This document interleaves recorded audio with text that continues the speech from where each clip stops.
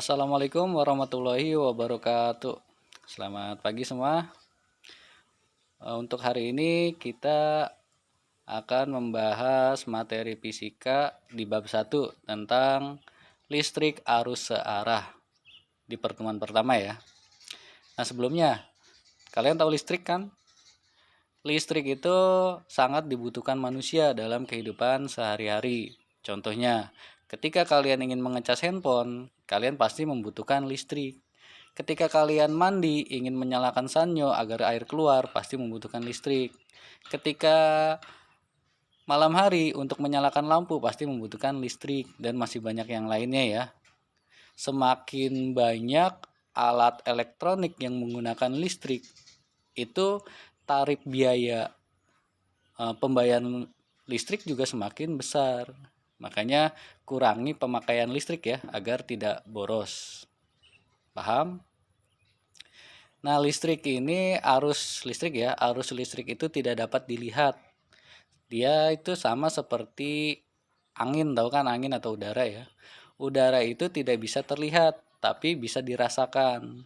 Contohnya kayak gimana? Misal gini ya, ada pohonan yang bergerak-gerak di siang hari. Nah, itu bukan karena ada hantunya ya, atau ada yang menggerakkan, tapi karena ada angin mungkin yang lewat ya. Itu tanda-tandanya, berarti di sekitar situ ada angin yang lewat. Kemudian tubuh kita ketika terkena angin atau udara pasti akan terasa ya nggak? Sama seperti aliran listrik. Aliran listrik itu tidak terlihat tapi bisa kita rasakan atau kita lihat tanda-tandanya ya. Misal lampu menyala itu berarti ada arus listrik yang menyala. Kemudian TV nyala berarti ada arus listrik juga yang masuk, dan masih banyak yang lainnya ya. Kecuali kalau elektroniknya konslet, itu baru tidak akan ada arus listrik yang masuk. Paham ya? Oke, kita ke materi ya. Lihat materi yang ada di lampiran video ini ya. Yang pertama itu ada arus listrik. Nah, pada dasarnya rangkaian listrik dibedakan menjadi dua, yaitu rangkaian listrik terbuka dan rangkaian listrik tertutup. Nah, ini di bawahnya itu ada contoh gambar aliran rangkaian listrik terbuka dan tertutup ya. Nah, lihat yang gambar sebelah kirinya. Itu yang terbuka. Nah, ini yang terbuka ini ya. Sebentar. Ini yang terbuka. Lihat, yang terbuka ini di sini ini ada yang terputus. Nah, ini ada yang terputus di sini ya. Ketika saklar, ini disebutnya saklar ya. Kemudian ini baterai, kemudian ini adalah lampu, ada dua lampu ya. Ini adalah kabelnya. Tanpa ada kabel itu arus listrik tidak akan mengalir, paham? Nah, lihat, ketika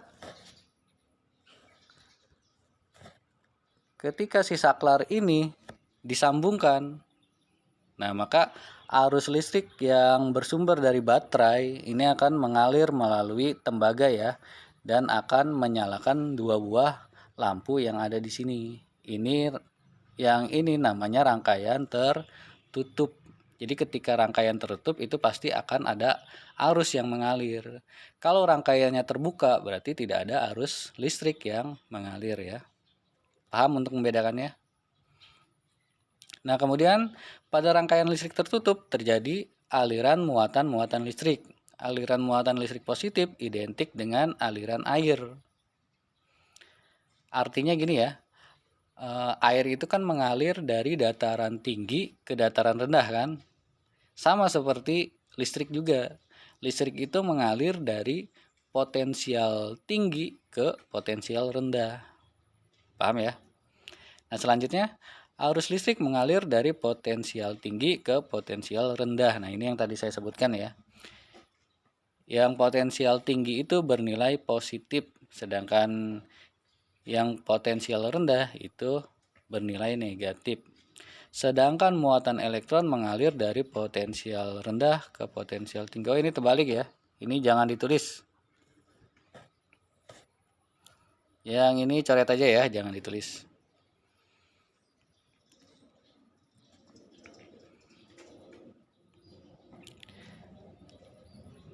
Sampai sini ada yang mau ditanyakan? Saya harap kalian paham ya tentang pengertian arus listrik. Nah, jadi tugas kalian untuk hari ini silahkan rangkum materi yang ada di video ini ya. Nanti saya lampirkan di Classroom. Kemudian tugasnya selain merangkum ada 2 tugas ya. Nah, ini tugas untuk kalian. Ini individu ya, bukan kelompok. Tugasnya cuma satu, yaitu jelaskan mengapa tubuh manusia bisa kesetrum arus listrik. Nah, jadi tugasnya yang pertama merangkum materi dan yang kedua menjawab soal yang ada di sini ya. Jelaskan mengapa tubuh manusia bisa kesetrum arus listrik. Oke, jangan lupa dikumpulkan tepat waktu, ingat ya. Dikumpulkan tepat waktu. Tugas ini berikut absen. Jadi kalau tugas kalian tidak masuk, berarti saya anggap alfa. Paham ya? Jadi jangan lupa rangkumannya ditulis, kemudian tugasnya juga dikerjakan. Jika sudah selesai, dipoto dan upload di Google Classroom. Jangan lupa diberi nama ya. Saya harap kalian paham. Terima kasih. Wabillahi taufiq wal hidayah. Wassalamualaikum warahmatullahi wabarakatuh.